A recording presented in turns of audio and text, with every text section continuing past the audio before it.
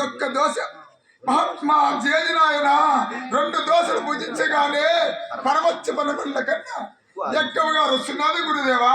ఇంకొక దోశ అందుకునేదే కాక మహాత్మా జేజనాయన ఇంకొక దోశ అందుకోగానే మాయమైపోయినది.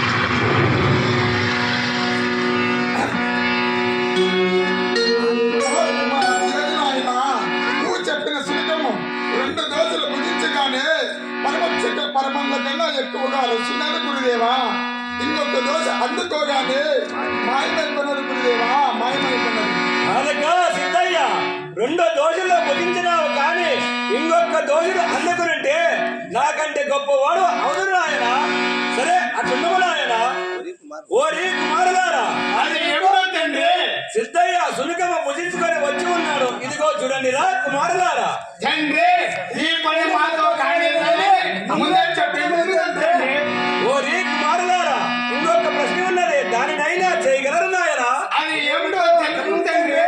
ఓరి కుమారులారా, తూర్పు దిక్కున ఒక గ్రామం గలదు.